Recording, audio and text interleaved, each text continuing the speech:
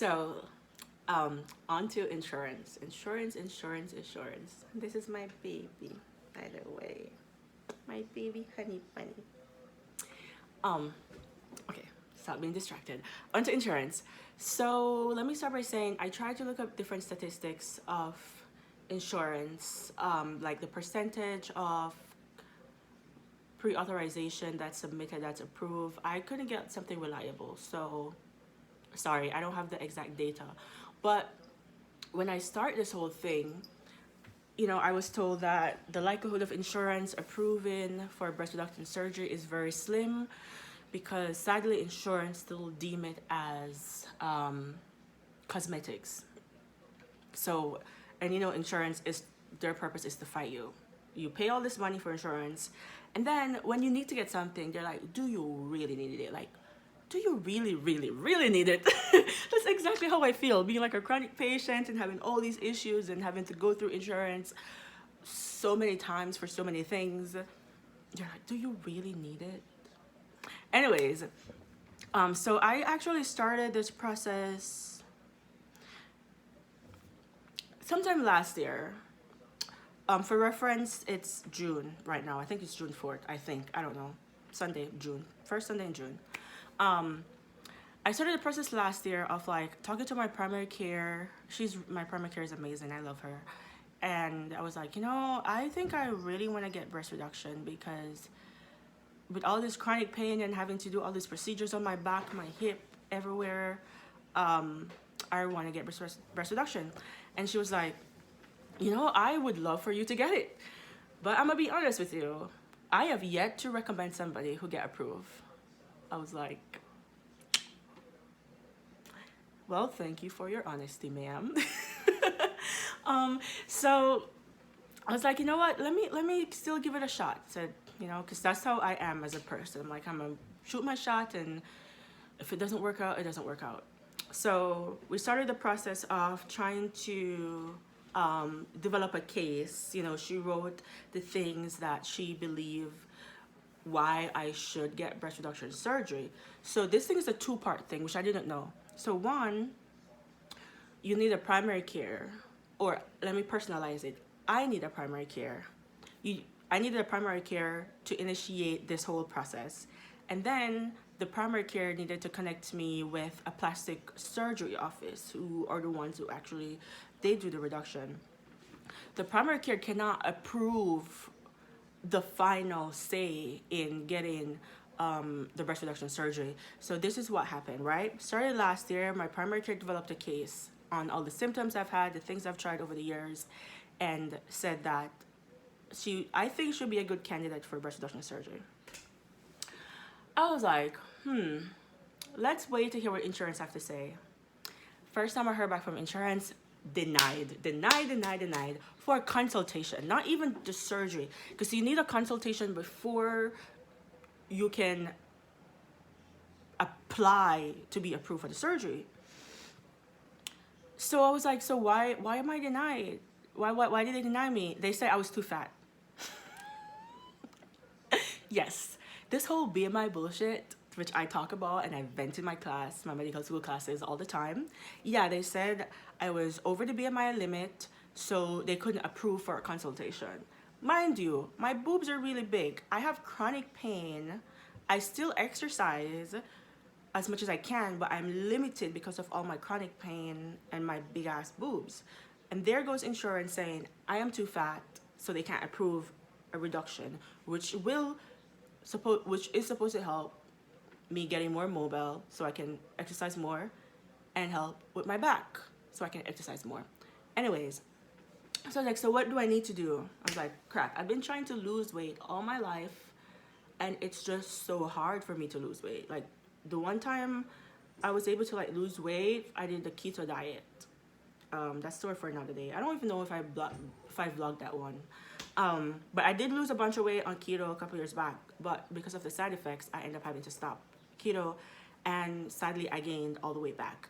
Again, I was like within normal limits before I started being on birth control, and that's why I came off birth control like over 2 years ago, because I gained so much weight and it was like impossible to get rid of the weight. Like, doesn't matter what I did, I just couldn't get rid of the weight.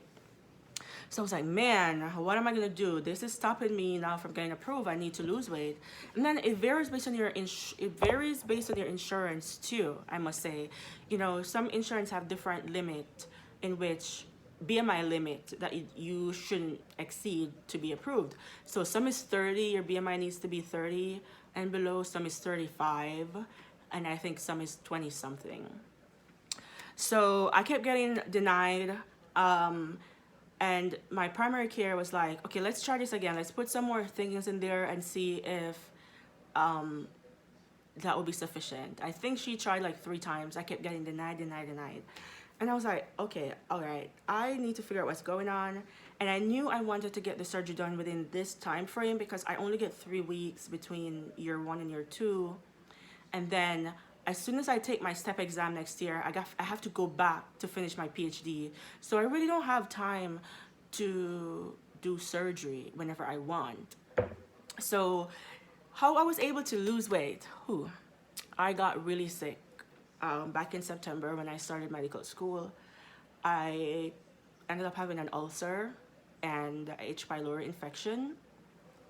And with that, I couldn't eat. I got to the point where I had to be at the hospital in the emergency room to get fluids and IV and stuff like that because I got so bad. And I couldn't even drink. It got to a point where I couldn't even drink, and that's when the weight just started floop. It took me like a whole month to finally start like eating a little bit again. So like once I started getting on, like I was on the four types of medication that they tell you about in med school for ulcer and H. pylori infection. I was on the quadrivalent therapy, and I was finally able to start eating back after like about 3 weeks. I was finally able to like having smoothies and then gradually into soft food. But by October that time, like I started losing weight. So I lost like 10 pounds in like a month. And then from then my weight just started coming down. And I was like, God, this is a blessing in disguise. And I thank you that I'm finally able to start losing weight. But man, did I have to go through it this way, because it was rough. Going through medical school and being so sick on top of all the chronic illnesses that I have, that first semester was like really rough. And I just want to say a big shout out to my family and my husband who helped me through this. So by the time December came, I lost like about 20 pounds or something like that. So I was like, well, maybe I am now at the weight limit. So I did like my BMI stuff and I calculated it, and I was like, man, I'm still above the 35. I was at 36. I was like, I am just 1 point away. Let's try if they will approve it. Again, my primary care office sent in another request. They're like, nope, she's still too fat. We're not gonna approve it. She's still too fat. Listen, I'm Jamaican, so the word fat does not get me upset. So anyways, yeah, so I was like, all right, well, let's see, because I was worried that my weight was gonna become stagnant and then I wouldn't be able to be approved for the surgery. But I continued losing weight. Like my appetite just went psh. Like even now my appetite is still not where it used to be, and I never used to eat a lot to begin with. But I went from like usually eating like 2 meals a day to like 1 meal a day, which is like small portion just because I wasn't hungry. So after they approved that, after they denied it again when I was 36, because I needed to be 35 and below, and it turns out that I ended up having to go back to the doctor, and I was like, I want you to take my height again, because for so long I thought I was 5'5", and that's what they had in the system. I've been 5'5" since I was probably 16. And lo and behold, when they took my weight, I was not 5'5", I was 5'8". 5'7" and 3/4 specifically. That's what they put in the system. 5'7" and 3/4. And if you know anything about BMI, you know that height and weight makes a difference. So potentially I could have been approved for the surgery if I had the right height documented in my chart. But you know, everything happens for a reason. And I was still losing weight. So by the time they calculated my height and my weight to get my BMI, I was way under the 35 BMI maximum. So it's like, whew, okay, finally, I got approved for the consultation. And then now I was like, okay, one thing, you know, off my box, but does that mean I'll be approved for the surgery? It does not. So being approved for the consultation at the plastic surgery's office does not automatically means that you're going to be approved for the actual surgery. But I was finally approved for the consultation, and I went to that store for another day because that in itself was a whole nother mess.